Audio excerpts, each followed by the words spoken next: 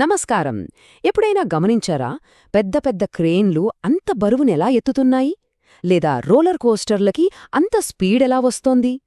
ఈరోజు మనం హైడ్రాలిక్స్ ఇంకా న్యూమాటిక్స్ వెనక ఉన్న ఫ్లూయిడ్ పవర్ అనే అదృశ్య శక్తి గురించి తెలుసుకోబోతున్నాం. ముందుగా ఈ సిస్టమ్స్ రెండింటి వెనక ఉన్న అసలు సూత్రమేంటో చూద్దాం. ఆ తర్వాత ఒక్కొక్క దాని గురించి వివరంగా తెలుసుకుని రెండింటినీ పోల్చి చూద్దాం. చివరికి రియల్ వరల్డ్లో ఇవి ఎక్కడెక్కడ ఉపయోగపడతాయో చూసేద్దాం. సరే, అసలు విషయంలోకి వెళ్దాం. ఒక చిన్న ప్రశ్నతో మొదలు పెడదాం. ఓ పెద్ద కన్స్ట్రక్షన్ క్రేన్కి, స్పీడ్గా వెళ్లే రోలర్ కోస్టర్కి, చివరికి మనం కూర్చునే ఆఫీస్ చైర్కి, వీటన్నింట్లో కామన్ పాయింట్ ఏంటి? విచిత్రంగా అనిపించొచ్చు కాని ఇవన్నీ పనిచేయడానికి ఒకే ఒక బేసిక్ ప్రిన్సిపల్ మీద ఆధారపడతాయి. దానికి సమాధానమే ఫ్లూయిడ్ పవర్. అంటే ప్రెషర్తో ఉన్న లిక్విడ్స్ లేదా గ్యాసెస్ని ఉపయోగించి పవర్ని జనరేట్ చేయడం. దీంట్లో మళ్ళీ రెండు రకాలున్నాయన్నమాట. లిక్విడ్స్ వాడే హైడ్రాలిక్స్, ఇంకా గ్యాస్ అంటే గాలిని వాడే న్యూమాటిక్స్. సరే, మనం మొదటి కంటెండర్ని చూద్దాం. ఫ్లూయిడ్ వరల్డ్లో ఇదొక పవర్ హౌస్ లాంటిదే. హైడ్రాలిక్స్ వెనుక ఉన్న మ్యాజిక్ ఏంటంటే ఫోర్స్ని మల్టిప్లై చేయడం, అంటే బలాన్ని కొన్ని రెట్లు పెంచడం అన్నమాట.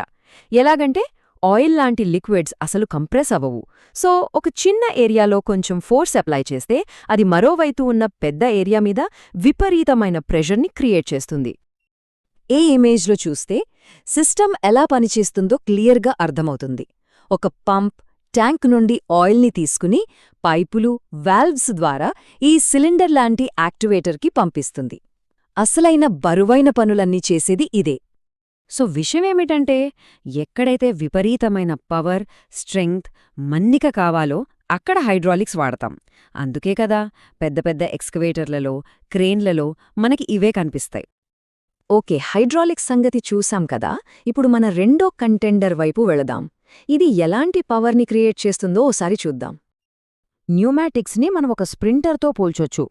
బరువైన, కంప్రెస్ కాని ఆయిల్కి బదులుగా ఇది సింపుల్గా, తేలిగ్గా ఉండే గాలిని వాడుకుంటుంది. గాలి బాగా కంప్రెస్ అవుతుంది కదా, అదే దీని స్పెషాలిటీ. ఇక్కడ చాలా ఇంట్రెస్టింగ్ విషయమేంటంటే, ఈ సిస్టమ్ ఎంత సింపుల్గా ఉందో చూడండి. కంప్రెస్ చేసిన గాలి ఒక వాల్వ్ గుండా వెళ్లి సిలిండర్ని ముందుకు నెడుతుంది. పని అయిపోయాక ఆ గాలిని మళ్లీ వెనక్కి పంపడానికి పైపులు అది ఏమీ అవసరం లేదు, సింపుల్గా బయటకొదిలేస్తారు. అందుకే ఇది చాలా క్లీన్ అండ్ సింపుల్ సిస్టమ్ అన్నమాట. సో ఇక్కడ మనం గుర్తుపెట్టుకోవాల్సిన మెయిన్ పాయింట్స్ ఏంటంటే స్పీడ్, తక్కువ ఖర్చు, ఇంకా సేఫ్టీ. ఇది చాలా క్లీన్, సింపుల్, ఇంకా రిపీట్గా, ఫాస్ట్గా చేయాల్సిన పనులకు పర్ఫెక్ట్గా సెట్ అవుతుంది. సరే, ఇద్దరు కంటెండర్స్ గురించి తెలుసుకున్నాం. ఇప్పుడు రెండింటినీ పక్కపక్కన పెట్టి పోల్చి చూసే టైం వచ్చింది. ఈ టేబుల్ చూస్తే మనకు డిఫరెన్సెస్ చాలా క్లియర్గా అర్థమైపోతాయి. ప్యూర్ పవర్ విషయంలో హైడ్రాలిక్స్ క్లియర్ విన్నర్. కానీ స్పీడ్, కాస్ట్, సేఫ్టీ విషయానికొస్తే న్యూమాటిక్స్దే పైచేయి.